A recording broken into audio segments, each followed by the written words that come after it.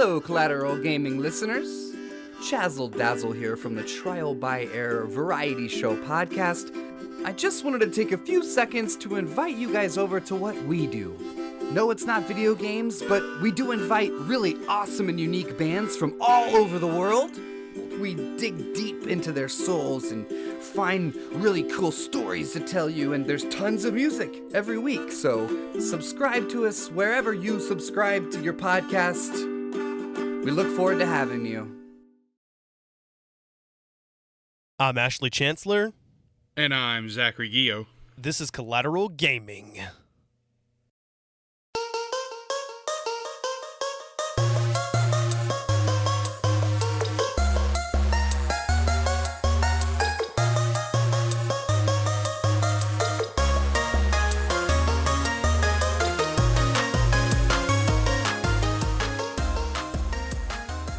Welcome to Collateral Gaming, the only video game podcast that matters, where we talk about good games, bad games, and everything in between. Boy, we got something big to talk about tonight. Ash and I are here to discuss the newly released, but forever loved Skyward Sword HD. This is really exciting. This game is 10 years old, and it has never looked better. Ash has recently beaten the game, and I am almost done with the second half of the game, I guess. Because as of right now, we're going to go and remain spoiler-free, but later on down the line, if you guys have played the game and you want to hear all the juicy stuff that we're going to talk about in the latter half of this episode, that's when we're going to get into it. But Ash, how you feeling? It's been a while since you and I have gotten on the mic together, buddy. Yeah, it's been a while, and what better time than now to talk about it? I mean, this is your favorite Zelda game, right? It is. It is. When I saw the announcement a few months back, I lost my mind, and we both did. Oh yeah, I have not been disappointed for a second. This game has been spectacular. The quality of life improvements have made it sail far above its predecessor, and it has been one awesome part after awesome part after awesome part. It just keeps going. The game is phenomenal. The art style is beautiful. Story is immaculate. They just really hit the nail on the head with this one. It looks crisp, clear, and HD. And this is the first 3D Zelda game that we've had that is registering at 60 FPS. And it is beautiful. It looks so good. So, yeah, like Zach said, we're going to split this up into two segments. Most of the time when we do Game Lunch episodes, we make them spoiler-free so that we give our players a chance to play it. We were kind of on the fence about this because Skyward Sword's a game that's been out for 10 years. So, first half of the podcast is spoiler-free. We're probably going to talk mainly about the quality of life improvements and what HD does. The second half of the podcast is our chance to really get into spoiler territory because we haven't done that with Skyward Sword yet. And it is one of the standout Zelda games. So, but absolutely. Yeah, like you said, the 60 frames per second is probably one of the first things you'll notice. The game runs so smooth. And I mean, Skyward Sword was a game that already had kind of a timeless quality to it, similar to Wind Waker. Yep. The graphics were cel-shaded and kind of have this impressionist art style going on, which they did by messing with the pixels from a distance and rounding them out. So the question comes to be, what exactly are they going to do to HDify it? And the answer is they have used some AI to determine how they're going to I think they were using AI to determine what they were doing with those pixels. So some of the closer objects don't look as impressionistic, but the farther objects look even better and still maintain that impressionist painting feel. And then, of course, with the 60 frames, it just runs so smooth. I was just blown away by how the game looks, even in handheld mode. Absolutely. Like, they really hit the nail on the head with the design for this game. And don't get me wrong, the Wii version was spectacular. Like, it was something that nobody had seen before. It was something that hadn't been done with this kind of art style, and it was beautiful. And really what they did with this remaster, they smoothed out all of the jagged edges. They made the game run perfect, and they just made the art style even better because all of the details are crisp, they're concise, and they're just beautiful to look at. Yeah, watch us side by side. I mean, the difference is really clear.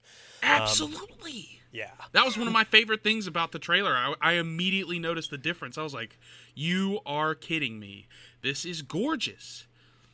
And I got Yeah. severely emotional. I mean, we were watching the direct. I think it was you, me, and Megan. We were all sitting at our computers, and this was before I bought my PC, my upgraded one. Yeah. And so I was on my crappy little laptop. Yeah, I remember, man, when we lost our minds when that was announced. And Oh my god, yes. the game, as far as the gameplay goes, it's mostly the same. Not much has been changed when it comes to just the way that the game plays and what happens. But what they have done, of course, is we've gotten the HD upscaling of the graphics. A lot of weighting has been cut. So certain pieces of dialogue throughout the game, and you may not notice it as much when you're playing it, but if you go back and like watch a playthrough of the Wii version, you'll notice all these little lines of dialogue that are cut. Fi no longer interrupts you nearly as much in the game. Yep. And a normal amount of interruption as opposed to an insanely annoying amount of interruption that makes her almost unwanted. In this game, she's a very pleasant surprise. It's like if they had done this with Fi in the original version, she would have been fantastic. She would have been one of the best companions, especially because of the end of the game, but we'll get into that later. Because, as you know, the beginning will be spoiler-free, and I almost slipped. So I'm going to be careful. I'm going to be very careful. Yeah, and a lot of the tutorial stuff was cut as well, so the game does feel a little less handholdy, which was one of the complaints. Already out, right out of the door, we've got the two major complaints about the game: Fi, and the fact that it was considered very handholdy, just completely improved upon in every way, and. So I have no problem saying that this is going to be the definitive version of the game. There is no reason to go back and pick up the Wii version. If you've got a Switch, you're going to want to play this one. And also, the game introduced button controls. That was the other thing that was, as a lot of people felt like Skyward Sword was gimmicky because of the motion controls, which I never had a problem with. I liked the motion controls, but the reason I'm glad that they added the button controls is because I have a Switch Lite, so I play in handheld mode all the time, and the motion controls are actually pretty good. I didn't have very many problems with them. I know you didn't like them as much. You preferred motion. Yeah, I wasn't a huge fan of the button controls, but I do think that it's good that they're included to give people that choice. I was always a fan of the motion controls. I never had a problem with them on the Wii. I thought they were innovative, I thought they were brilliant, and I thought they made the game a million times more fun. So when I saw the announcement for the button controls, I was happy, but not for myself. I tried it. I honestly did, but I didn't like it. Because I thought part of what makes this game so unique is the aspect of using the motion controls to solve your problems around you. Whether it's fighting a bokoblin, or solving a puzzle, or confusing an eye in the Skyview Temple. That's not a spoiler. Everybody knows about that at this point because it was in the original trailer. Yes, it was. And so from all of that stuff being added to the uniqueness of the game, I always wanted to master the motion controls, and once I did, it was just perfect. To me, there's no other way to play the game. But to each his own. You have to play in handheld mode, which means you had to use the button controls, which means you used them throughout the duration of your journey, and you probably got used to them, and you probably learned to love and appreciate them. Some people didn't finish Skyward Sword because they really couldn't get used to the motion control. So if that's you, you're in luck. We've got button controls. I liked them. I played them all the way throughout. I recommend, though, if you're playing with a set of Joy-Cons, try the motion controls, see if you like it, because I have heard that they're more precise, although I have also heard that they do require a little bit more calibration than the original did. And I remember as it was, the original did require calibrating itself once in a while, but... They do, actually. When I approached you with that problem, I hadn't really found a proper way to sit and play the game or stand and play the game. And now that I have, I don't really have many calibration problems. Okay, so good. It's pretty awesome. It's very smooth. So there's a way to sit and play and kind of avoid that. Absolutely. That's good to know. One good thing about playing with motion controls, too, is that now you've got the right analog stick free for free camera control, something that was absent in the original game. Yes. Dude, it's one of the best additions to the game, honestly. Even if you're just running through Skyloft and you're ascending a flight of stairs, if you're playing with the camera, you can make Link look awesome while he's just climbing stairs. Yeah. That's what I love about free camera controls. They add emphasis and dynamic to almost every single frame. And it's way Because better than having to just snap the camera behind you constantly. Exactly. It's perfect because you can literally recreate each frame in the game to your own design. You can make, unless it's like a cutscene or story-driven part, you can make every single area of the game look different just by adjusting the camera to however you want. And it's really cool. It's beautifully done. They did a phenomenal job with it. And free aim camera is available in button control as well. You just have to hold the L button while you do it. Some people weren't as keen on that. I'd say in the original, you didn't have free camera control at all, so I'm not going to complain that I have to hold an extra button. You get used to it. Exactly. And using the right analog stick to control your sword, I felt was fairly intuitive. Took a little bit of getting used to because unlike with the motion controls, the sword automatically centers itself. But what I did like is that the flying and swimming and steering, that's all done with the left analog stick, at least in button control mode. I don't know how that was handled on the motion. Is it still controlled by motion when you fly? It's controlled by motion, absolutely. And it is so much more crisp, dude. Flying with a loft wing with the Joy-Cons is so much fun. I love it. And there's also, you know that mini game where you have to use dowsing and you have to use Scrapper to find the fun wheel? Yeah.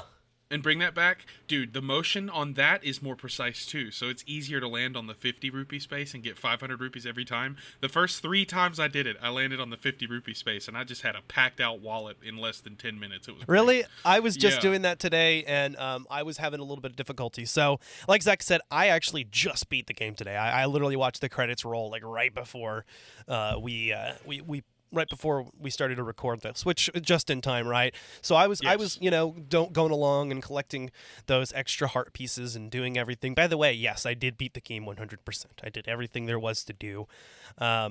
And yeah, one of those things was the damn Dodo minigame, which took me a few tries with the stick.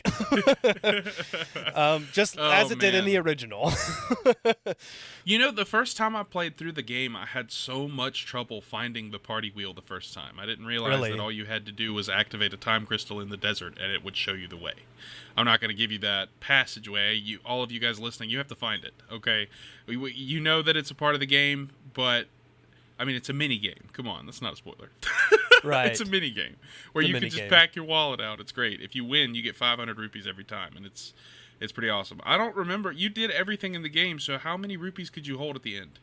9,900. That's a lot of rupees. I wish that they had just went ahead and maxed it out to 9,999, but they didn't. Or just went Breath of the Wild style and just you could hold over 100,000 rupees. You could have 1,000,000 rupees. Yeah. I was but rich Skyward as Sword still Breath has of the Wild. Skyward Sword still has the wallet limitations, which when we play Breath of the Wild don't make as much sense. It is interesting going from Breath of the Wild on Switch to this game. Kind of noticing how different the games are. Yeah, I wonder where Link keeps all of that money in Breath of the Wild, because there was literally one point, Ash, where I had like 1.2 million rupees. I had a lot of rupees. Answer me this. How is it that Link can hold iron boots and whoever knows what other equipment, but he can only hold a certain number of rupees? Explain that one to me. Explain how the iron boots don't weigh you down even when you're not wearing them because they're still on your person. They're still on your person. Explain to me where all this stuff goes. I know we have an adventure pouch, but that adventure pouch isn't... that adventure pouch isn't like limitless space. It's not... You have slots for it. So where does that stuff go? Does it teleport? Like, where do the empty bottles full of liquid go? What does Link even plug the empty bottles with? All you do is scoop it, and it's there. This is what we can do. We can rip apart the funny stuff of Skyward Sword that's also related to other Zeldas. Why is it the Cuckoos refuse to attack Link unless he attacks them? Every interaction that I have had with a chicken has gone south, and it has not been pleasant. Do chickens always attack you, Zach? I've had it happen multiple times. Yes, I've been pecked to death almost. Not even close. But I've been pecked multiple times, and it's not fun. There are no cuckoos in Skyward Sword, are there? No, there's not. There are not. But there are loftwings. There are loftwings. Those are giant cuckoos that have matured and are partnered with society. Actually, that's a good question. That's a really good question. What are the loftwings? Where did they come from? Where did they go? Where did they come from? Cotton Eye Joe. Who knows? But I'm done. Skyward Sword is every bit the game that you remember, and it feels so smooth. I was actually really looking forward to getting back into this game. We played it a few months ago when we did a bonus round episode on Skyward Sword, but I'd only gotten as far as I'd only gotten as far as linear mining facility. So I got all the way through this time, and I was really, these past few months I've been wanting to dig into Skyward Sword, but I've been telling myself not to because I knew that the HD version was coming out. So yeah, and honestly, right now, if I'm gonna be honest, the reason I'm playing through Skyward Sword again so soon is because of the quality of life changes, the HD improvements. The game is the exact same. They didn't really add anything or change anything. I had heard that they made Demise a little bit harder, but I haven't fought Demise myself yet, so I don't know if that's true. However, I do know that it's basically the exact same game, just with major quality of life improvements. I mean, you can... long bodies of text that you used to have to kind of wait to get through, you can just press B on the Joy-Con and just zip through all those texts. You can skip through text, yes, and you can skip cutscenes even if you're watching them for the first time, because this game realizes a lot of people are coming back to this game. Oh yeah. Of course, there's a bunch of people that this could be their first Zelda game, or it could be their first time playing Skyward Sword. You know, so those people obviously aren't gonna skip the cutscenes because they're amazing. And in this game, with the quality of life improvements, the cinematics are beautiful. The reshading, the texturing, the layer, it's perfect. Nintendo did a really good job. Nintendo sucks, man. I'm just going to go out and say it. Nintendo is a terrible company right now because they make the most beautiful products. But they do it on their own terms. They don't include the fans at all. And it hurts my heart. I am so happy that we have this. Do not get me wrong. This is but kind we of could have had this and so much more. Yeah, this is actually, and this is a step in the right direction, though. I will say this is one of the few instances where Nintendo finally did listen to feedback. Yep. The game does feel a lot less patronizing. Like I said, when I say that there's less hand-holding, I really mean it. Just those little bits of dialogue that were just kind of like, okay, let me figure out what to do. Now the game kind of lets you figure out what to do.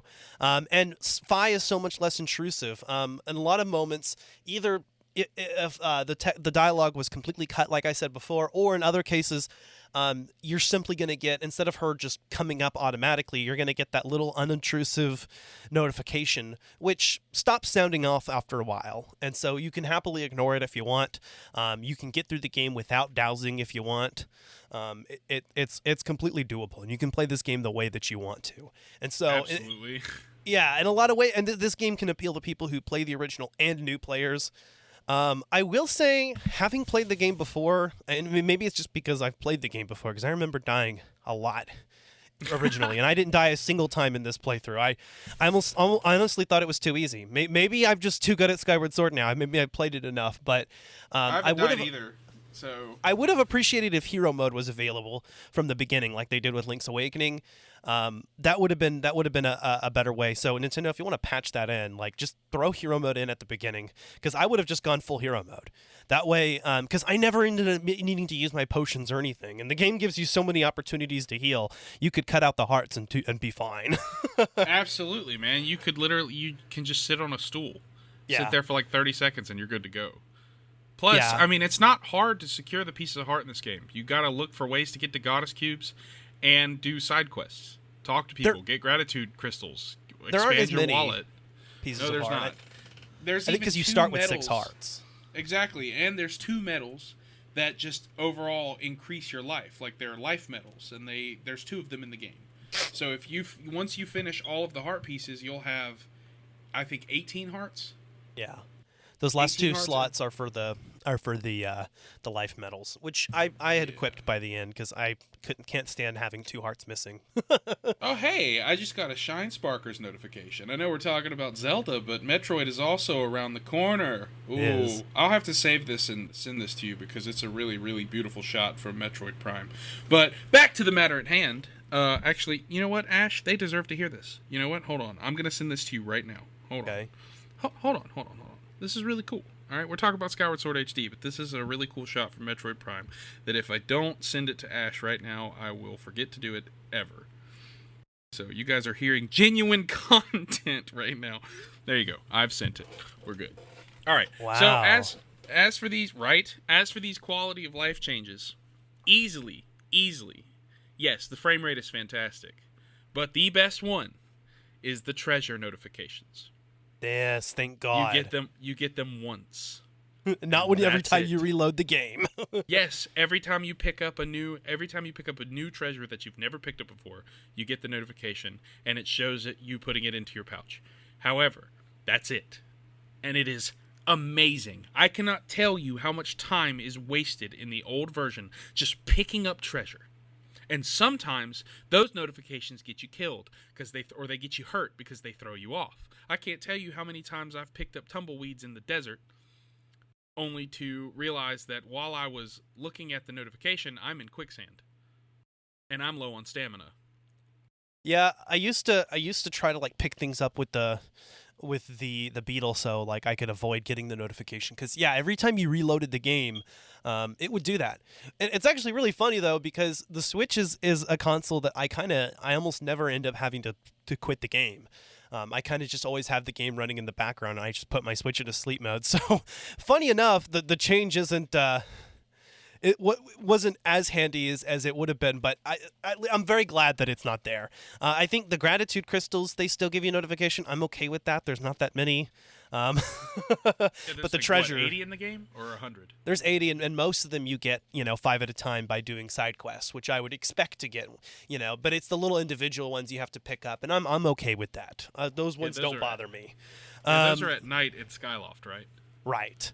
Yeah, but yeah, not having to reload, I remember Twilight Princess had started that with the fucking rupees. Skyward Sword had fixed not doing the rupees every single time you picked one up after reloading the game, but then they did it with the treasure, and it was kind of like, come on, Nintendo, why would you do that? Like, well, what went through their mind that they were like, every time someone reloads the game, let's have it redo the whole like menu thing.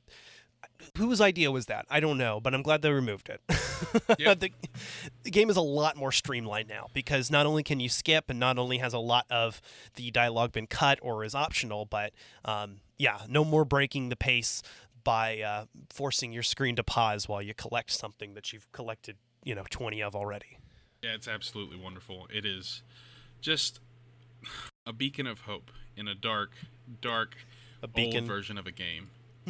Yeah, but I'm really happy with this overall new adventure, because it's the same game, but it's just so much better. It's so much brighter, so much more fluid, so much more enjoyable. The character updates and how their faces look change the overall feel of cutscenes. There's more emotion in their faces. You can see how they're feeling without having to like really focus on it. You get the full effect of the story that's happening as it's hitting you. Yeah. Fi doesn't look nearly as stupid singing. And the cutscenes are so beautiful, man. Oh my gosh. And that beginning cutscene, they actually re-rendered. I found that out because I was watching a video and someone pointed out that they don't actually like play at the same speed. And so what that suggests is that they use the original files, which I guess they had laying around, and that's supposedly kind of rare. And they re-rendered that beginning cutscene, and it does look a lot better. It does. It really, really does. And I mean, I guess it needed it, but it just adds to the overall improvement of the game. I am kind of sad that they left the imprisoned fights in there. Well, that's three of them. Part of the game. The prison fights aren't so bad if you just jump on his head and smash the spike in. That's what I do. Yep. I can usually get him done in like a minute and a half, So that's not too bad. I did like that the controls have been tweaked a little bit, to fit the Switch's style. Because and the Switch has more buttons than the Wii did.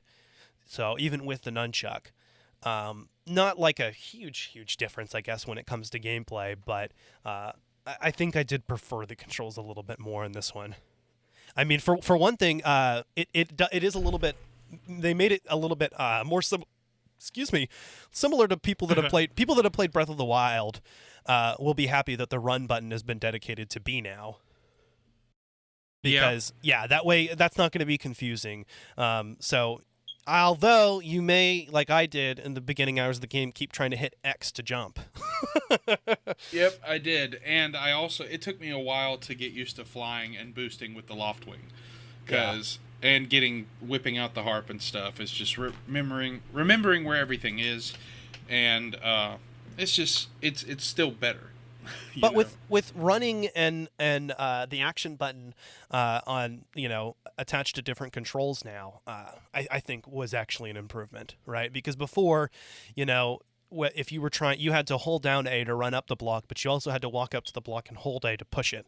So now that those are separated, I do think that it makes the game easier to play. Absolutely. I'm yawning. Woo! I kind of wish that they had tweaked the stamina a little bit, because I do feel like the whole stamina running out does get annoying how quickly it runs out. And in Breath of the Wild, they made stamina expandable. But, I mean, just carry some stamina potions with you and you're golden. Yeah, I usually don't ever buy potions, period. I mean, this game is too easy. You really don't need it. You don't. And I figured out how all the timing works. Dude, just for fun, I did the entirety of the Lanayru Silent Realm while being pursued. I purposefully activated the Guardians and just let them chase me around while I collected Dusk Relics. And it was awesome, because I figured out how they work. I figured out their exact movements and whatnot. And we've pretty much hit everything that's not in spoiler territory, which is great because we have a truckload of stuff to talk about. Ash, do you have anything else you want to say about the overall improvements of the game before we move on, or do you want to just go ahead and hit the ground running? Well, Skyward Sword HD, like I said, is certainly the definitive version of the game. Do you need to pick it up as a Zelda fan if you've played the original? Maybe not, but I enjoyed. Yes. If you don't have a version of the game, this is definitely the one you need to get. If you're itching to get into Skyward Sword again, then yes, I would definitely pick this up. It's and you get to play it on Switch. You can take it with you where you go. It's going to be an overall much better experience. And Zach says you absolutely should get it. Yes, 100%. Even if you're not a Zelda fan, if you've never played video games before, buy it. Buy the game. Play the game. Buy the game. Well, if you've never played this one before, then yes, you should get it for sure. No, if you've never even seen a Nintendo console, buy the game. Just buy it. Just buy it. Just play it. Just buy it. Courtesy of Nintendo. Just kidding. They don't sponsor us. Not yet. No, Skyward Sword HD, in every way an improvement over the original, and yeah, I would definitely recommend this. And Skyward Sword, I when I first played it, actually was when it first came out, it was my favorite Zelda game at the time. In retrospect, I've kind of changed that opinion a little bit and shifted some things around, but it was great to get back into it, and I definitely think that the game is going to rank even higher with this version of the game out. Absolutely, and it definitely does justice to the origin story of one of the best series of video games. And it's just, the story is immaculate. We're going to get into it here in a sec, but it has one of the best stories of any video game I've ever played. The connection between the main characters is just so surreal, and how you feel going on your journey to make sure that everything is done, to take care of everything, facing all the villains that you face along the way. It's an emotional experience. It's a dive. It's a lot of fun to play and get into. And when it came out, I was taken aback by just how beautiful the game really was. And now it's even better because it's crisper, it's more defined, it's treated with respect, and we're given options to enjoy it in different ways. And that's what it deserves, Nintendo's taking a step in the right direction as far as listening to the community and listening to feedback, which makes me even more excited for Metroid Dread. That game is going to be amazing if Nintendo stays on their course. You know what I'm saying? Yeah, on the present course. Oh my god, that game is going to be amazing, dude. Oh my god, I'm dreading the wait.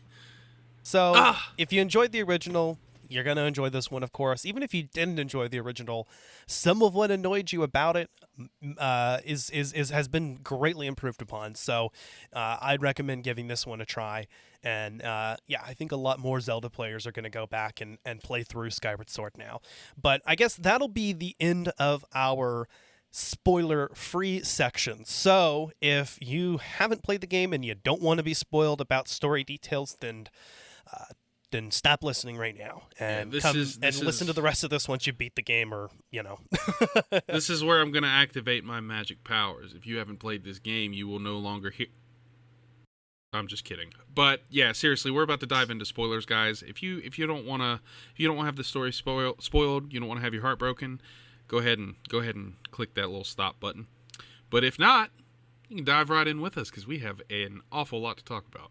Yep, and we'll be right back after this trailer cut. Da-da-da-da!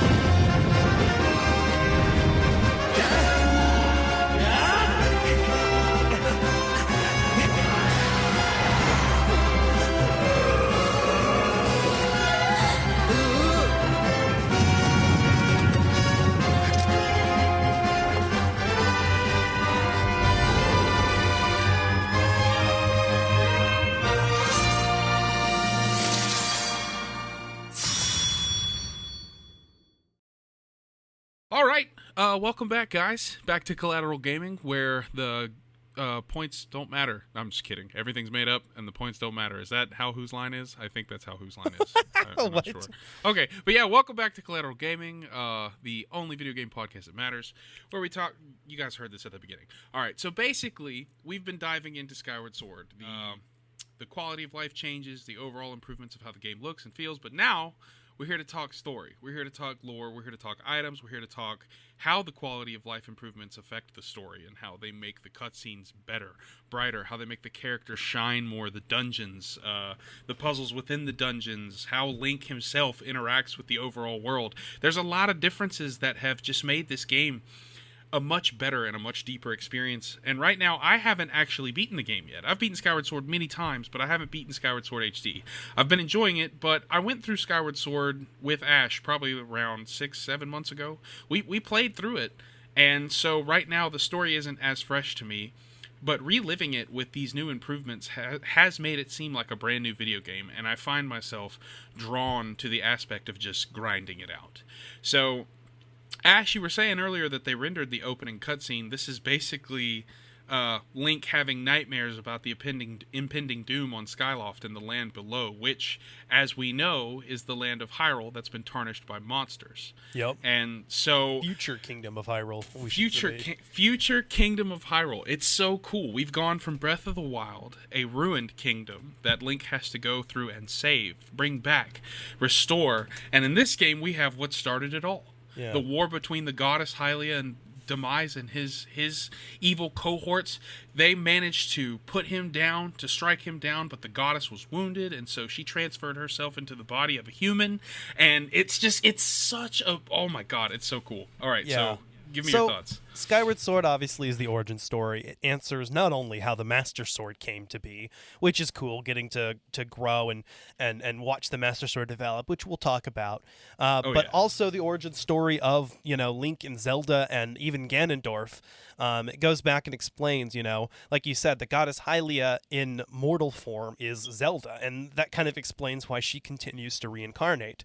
The goddess Hylia also, I suppose, made sure that the ancient, her chosen hero would reincarnate as Link. And so Link's going to continue to reincarnate. And at the very end of the game, whenever you kill Demise, he tells you that his hatred is never perishes and that he's going to continue to bug their descendants / reincarnations. And so that is why Ganon comes up later. So honestly, it's man, all explained.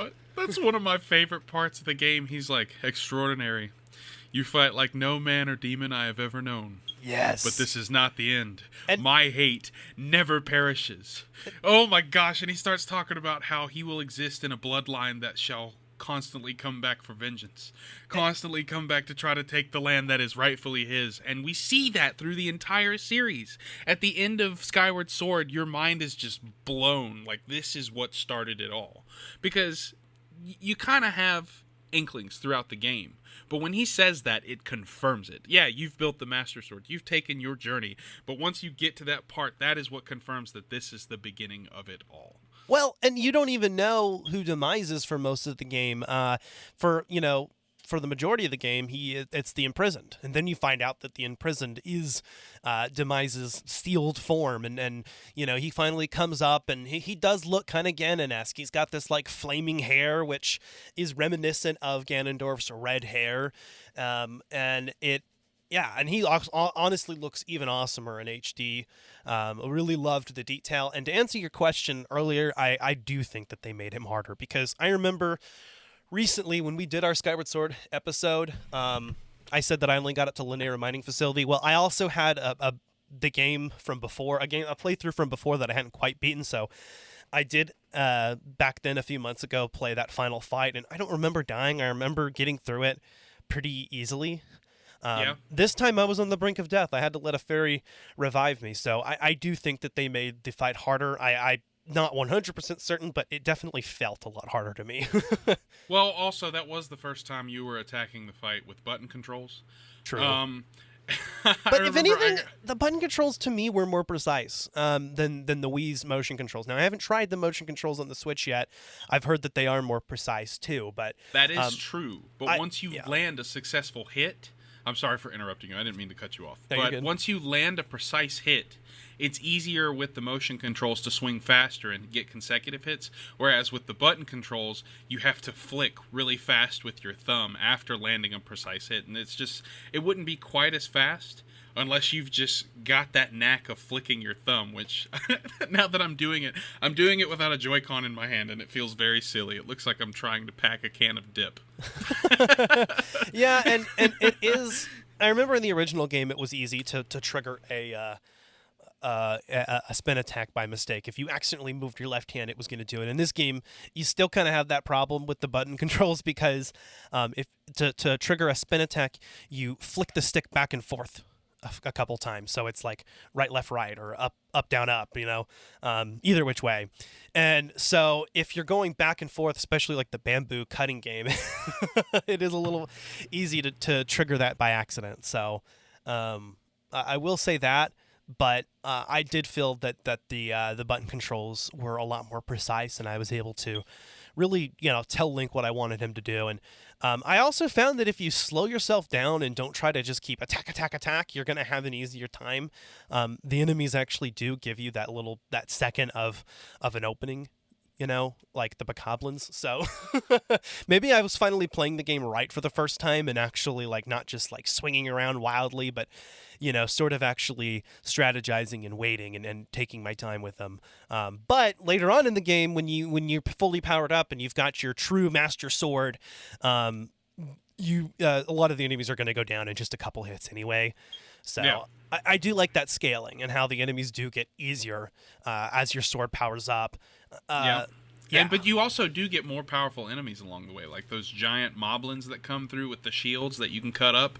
Yeah. They're tougher to take down, but the true Master Sword wipes them out too. So what am I even saying?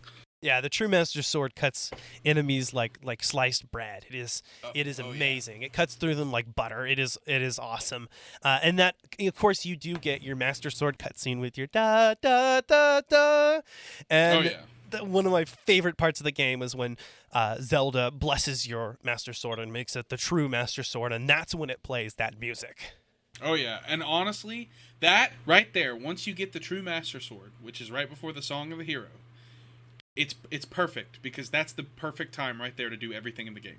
Because you have the most powerful sword, you have time to explore, and the Song of the Hero is a little bit of a momentum killer, and so use that killed momentum to collect everything, because going off to do side quests is a momentum killer anyways. Because you're taking the time to do everything anyways off to the side. And with the true Master Sword, enemies don't stand a chance. You can do it all quickly. Yeah, there is a lot of side quests to do, and I actually kind of have, and I talked to you about this earlier, I have a good counterpoint to the whole Song of the Hero as a momentum killer. A lot of people talk about how it sort of it does seem to sort of halt the progress in the game, but I like it because up to that point of the game, it was just dungeon, and it's the same thing. You go to the same 3 areas, twice in a row, and you just, go find another dungeon. So it's a nice way to break up the pace of the game, and not only that, but the Song of the Hero, some of the sections of that are some of the best non-dungeon moments in the game.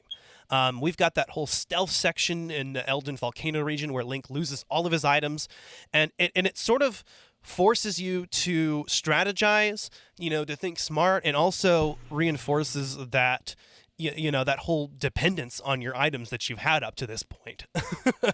Yeah, absolutely. The flooding of Farron Woods, that was cool. To change up that whole section and make that whole environment into a completely new area. A lot of people aren't fan of the Tad Tones thing, and I get that, but I like it. Yeah, I thought it was cool, and I just like being able to swim around Farron Woods.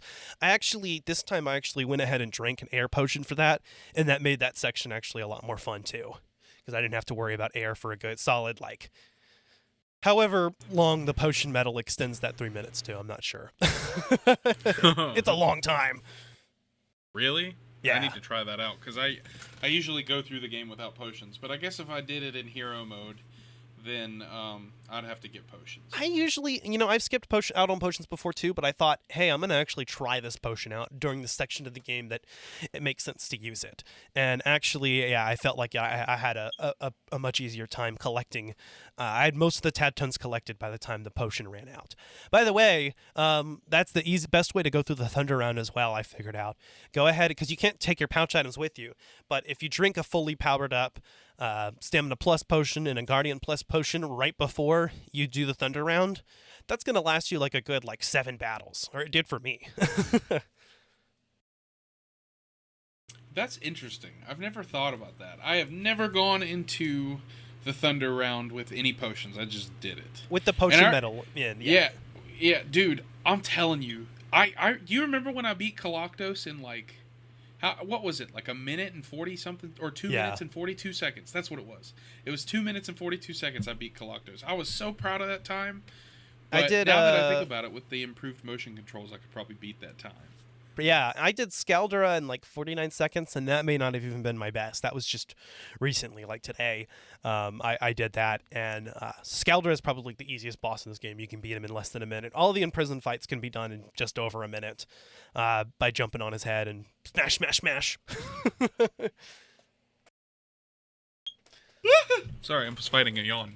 Yeah. The other part of the Song of the Hero, that Lanero section, I actually like too, because it involves a time travel puzzle with that like tree of life thing sapling, which is kind of really cool.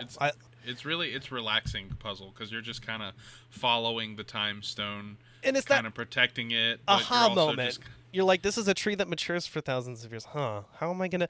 Oh, I can plant it in the past, and then when I come back to the future, it's fully matured.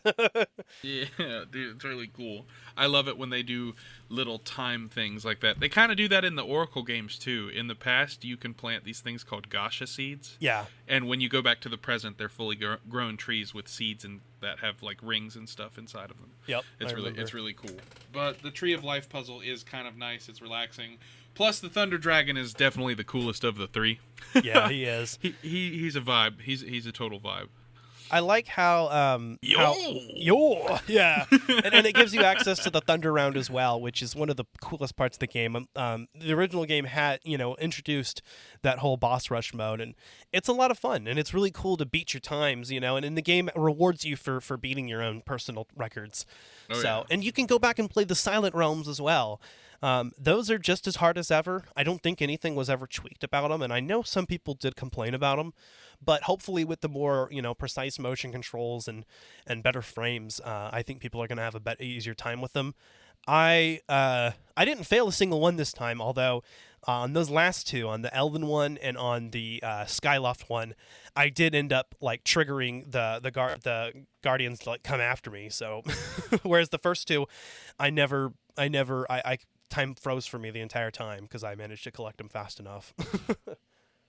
Yeah, honestly, it was a lot of fun doing these again. They're a lot more terrifying now that they're smoother. The enemies look a lot more defined, a lot scarier. But as I was telling Ash before we started recording, I played around in a Silent Realm. I purposefully activated the Guardians and let them chase me. Every single time I picked up a tier, I would just touch the water and just run around. But it was really hard to do that in the desert. So I just had some fun with it because I normally I enjoy the Silent Realms a lot. I did them a bunch on the Wii. I do too. Especially going back and just replaying them. They're fun. They're terrifying. They're hard. Especially if you're new to the game. Those stealth segments are... Zelda does a really good job at creating good, scary stealth segments, where if you mess up, you're either going to have to go all the way back to the beginning, or the punishment is terrifying enough to where you just don't want to get caught. So, and they did a really good job with that, because the Guardians are horrifying. If they hit you, Link goes flying, he kind of tries to push up, but he dies, or his spirit is shattered, and you have to start over. So, you don't want to get hit. It's a good way. It's a good way to pace out the game in between dungeons too. Again. Plus, you get a reward for it. You get the claw shots. You get the ability to swim, the water dragon scale, and you get what's the third one? The fire shield earrings. The fire shield earrings. Yeah, so you can be in super hot areas. So you can get to the fire sanctuary. Adding earrings, I think, is kind of the coolest idea that they had. That it's Link's earrings that allow him to go into super hot areas. I liked that. I thought that was cool.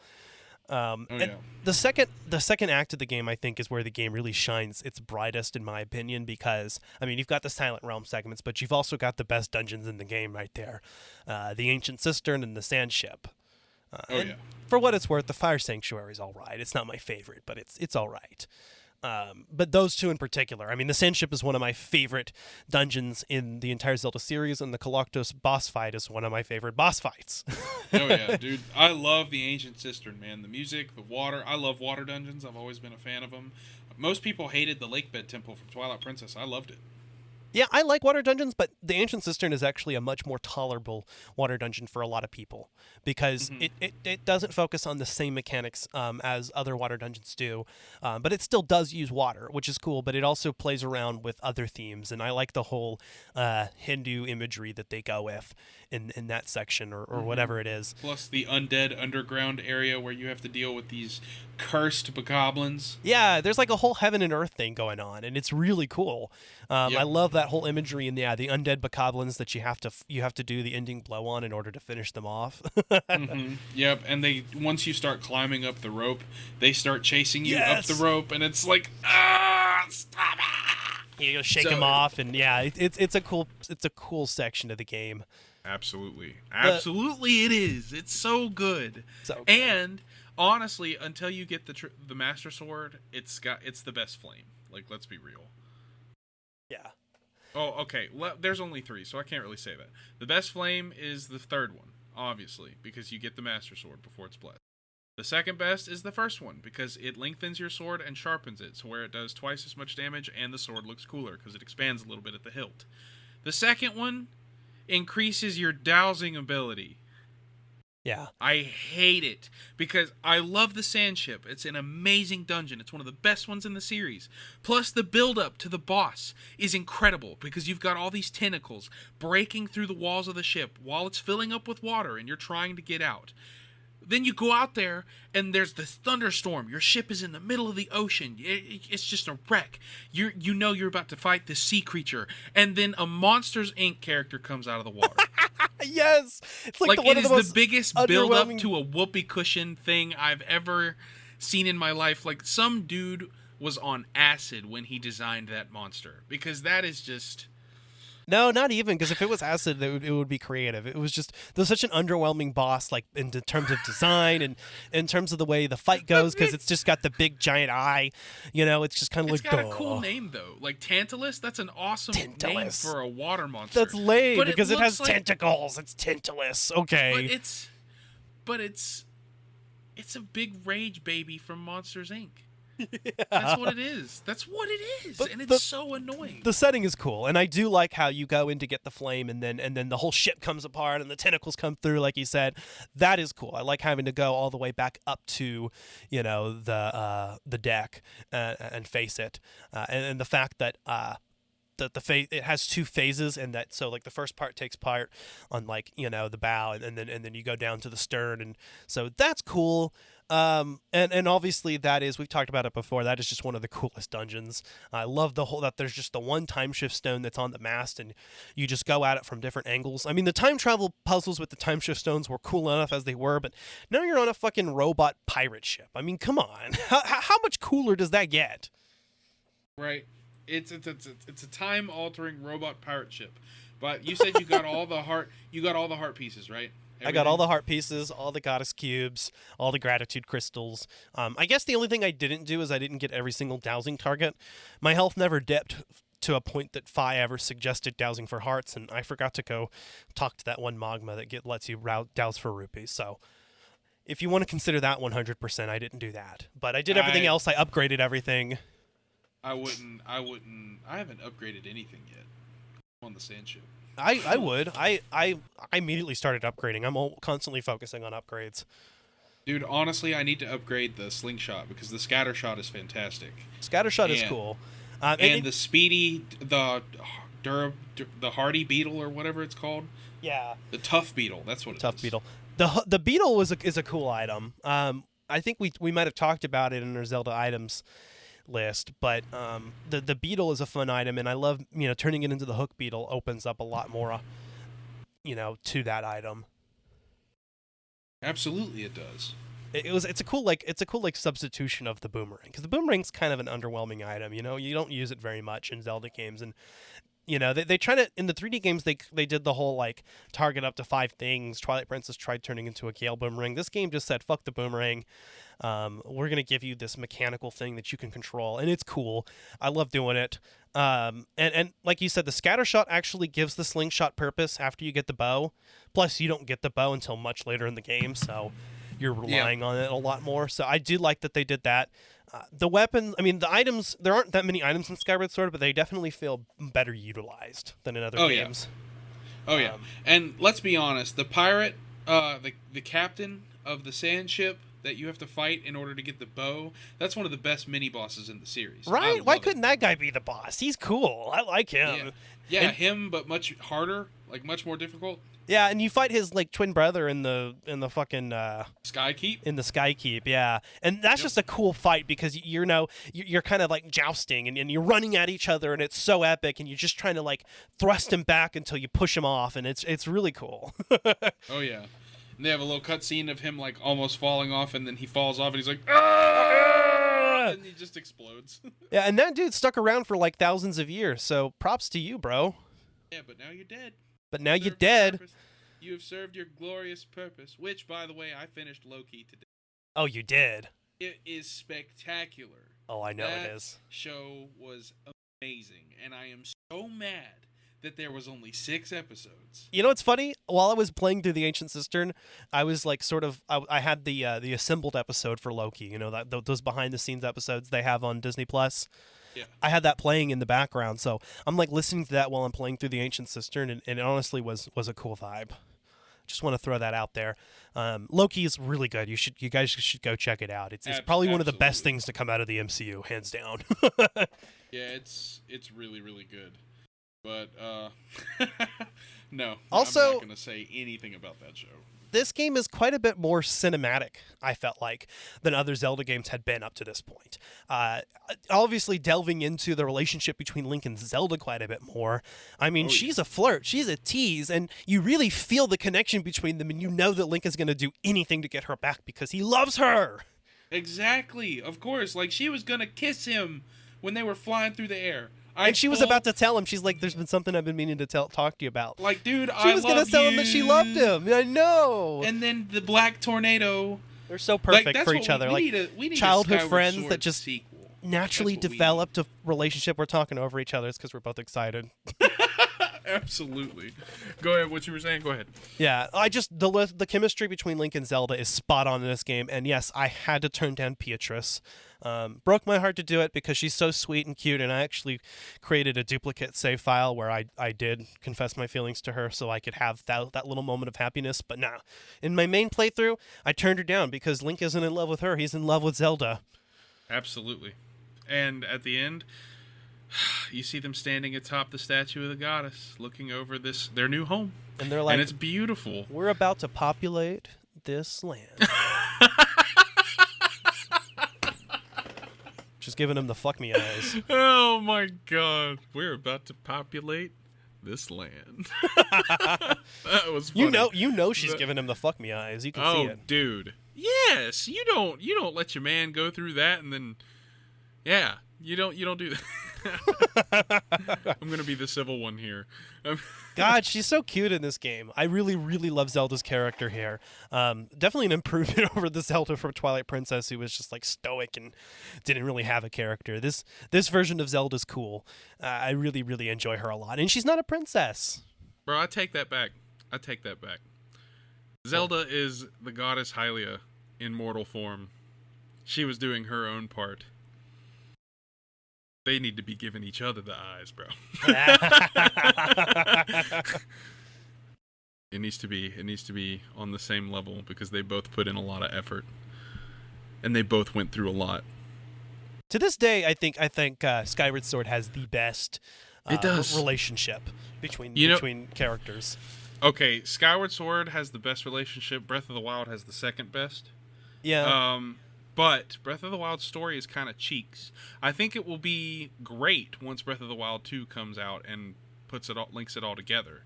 Because I genuinely think they're going to give us a game at some point where Link and Zelda are together. And we're going to see it.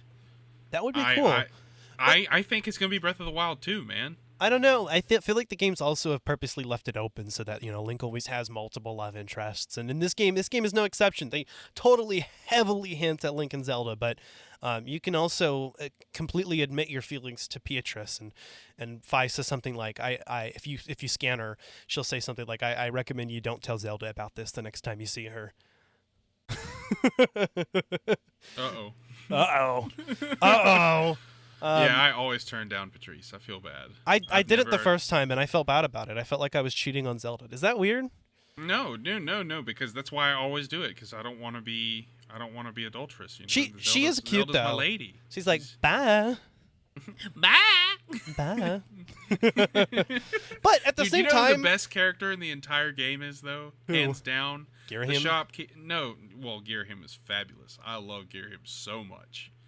Like, your first encounter with him in the Skyview Temple is one of the coolest moments in Zelda history. he's so fabulous. He's full of so much character and charisma, and he's just such an interesting villain. He's a better villain than Demise, actually. he has put more charisma and character into the Zelda series than a lot of these villains. I'd say him, Vati, Zant. Zant Is cool because that whole twist at the end with Zant. Zant is just nutty, man. Zant is off. Zant is off of something, man. He is cracked out always, absolutely always. Oh, dude, I didn't even notice that we've been talking for an hour. We have. Oh my god. Yeah, I guess we'll sort of wrap things up from here. But what was your favorite character besides Girahim or Zelda or Beatrice? Well, I love Link. Link will always be my favorite character in any Zelda game. I know he's the protagonist and he's who you play as, but his spirit and his courage it's inspiring. And even because you're the one that's doing it.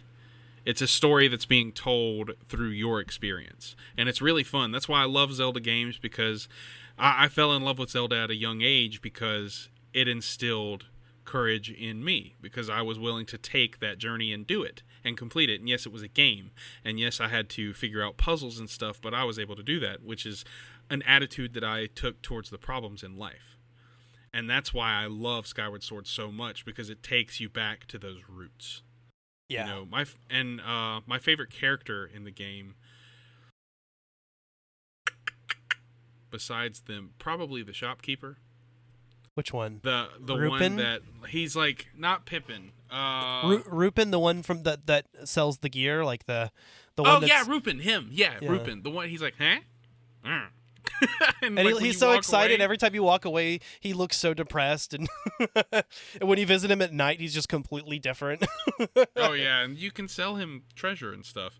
But no, that's not necessarily accurate. I really like that character. I think I like Headmaster Geopora.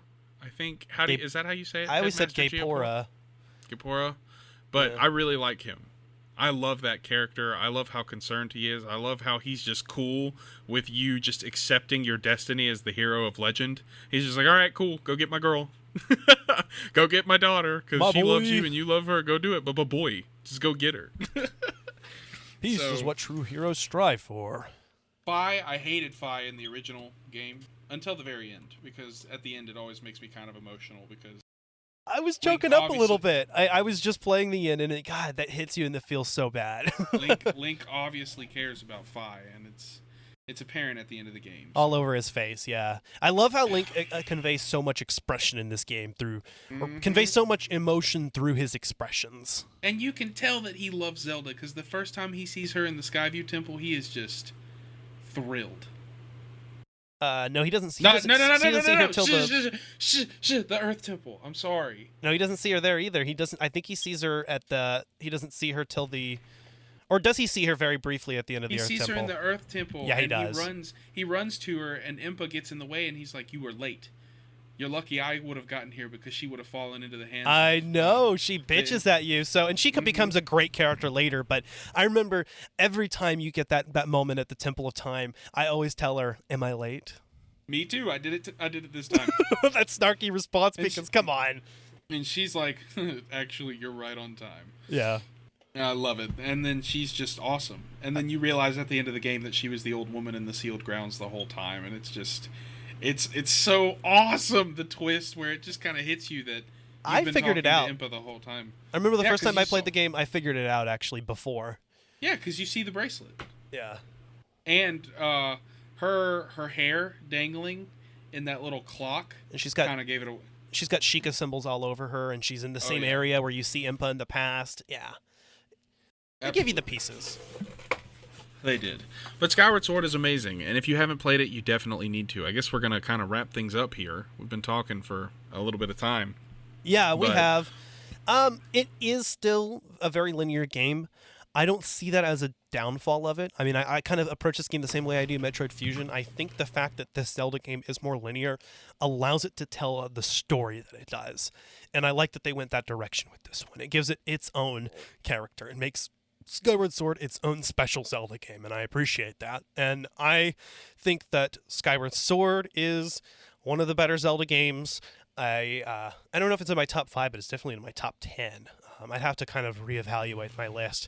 Skyward Sword HD places that even higher for me. I think that Skyward Sword HD makes this game a lot better. I enjoyed the quality of life improvements. I enjoyed revisiting the game that I already loved. It's an amazing experience, and I'm excited to get cracking on the end of the game. I've got a long day at work tomorrow, so I'm going to take my Switch with me and play in my off hours. I'm really looking forward to just having some solo time to get through the game. Hell yeah. But it's a beautiful experience. It really is. It's really good to be back, and it keeps me busy until Metroid Dread comes out, which, when that game comes out, you can expect there to be a game launch edition the day of.